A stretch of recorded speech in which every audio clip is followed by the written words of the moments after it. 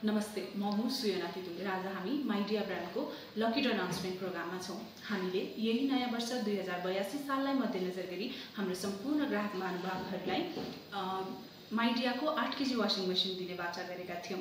यो lucky draw हाम्रो digital lucky draw system मार्फत हुन गइरहेको छ। कृपया हाम्रो साथमा रहनुहोला।